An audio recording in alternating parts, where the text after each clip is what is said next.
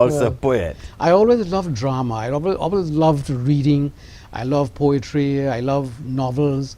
So when I went to England, I was interested in free education because I had no money to pay. So I wondered what scholarships I can get free education. And one of them, drama school, was advertising. And I went ahead and I did an audition, an examination, and I passed. So they gave me a free scholarship to go to the leading drama school, speech and drama in England, called the Guildhall School of Music and Drama. So 1963 to 1966, I was there, I did drama, I met a lot of famous people, teachers, special teachers who would teach us, like Sir Laurence Olivier, Lawrence Harvey, Peter Sellers. They were all guest lecturers occasionally. So I met a lot of people, and I course qualified in speech and drama.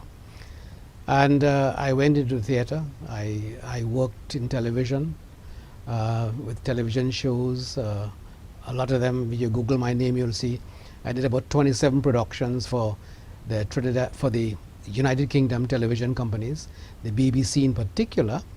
But basically, I really wanted to be in production.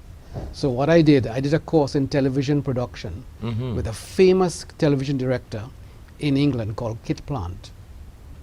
And he trained me in production, in camera work, in lighting, in presentation, everything to do with a director in a room directing a show. So eventually I directed a couple plays on television. I directed a couple plays in the theater, in the South London Theater in London. And that's what I really wanted to be. So I chose to be an actor to learn what happens in front of the camera, so that when I'm behind the camera, I could understand what and how an actor feels. Yes, and I mean, as I said before, I will be asking you questions in between. I want to think like our audience who are in the East and the Far East, in the Middle East, etc. So for the benefit of our viewers, because this is a very motivational discussion where your background, your education will be able to motivate a lot of young people, and a lot of people of all ages, of course, not just young people, but all ages, to be on a more progressive pathway to success in this world and the hereafter. So that our viewers who would have just tuned in, to let them know that you're a man who left Trinidad, the Caribbean, went to England, got into drama, movie, acting.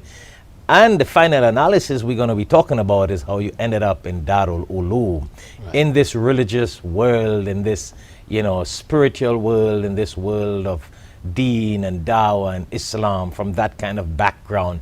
And why I'm saying this, Brother Azad, it's because a lot of people, those things are just their dreams and accomplishment of life. But you are a man who have gone through that to find now peace in God, find peace in Allah, find peace in Islam, find tranquility and peace in prayer, in Quran, even though you have enjoyed those luxurious things of life, things that people dream of to be their mission of life. You have been there. So you are going to be very, very beneficial, your advice to our viewers. And I need to plug that in there. So a person listening to it will think, well, okay, where are we going here? But at least they will know you are talking your background, because we want to lead to how you lived that life in this world. And now you are devoted and dedicated to the propagation of Islam, for want of a better word, right?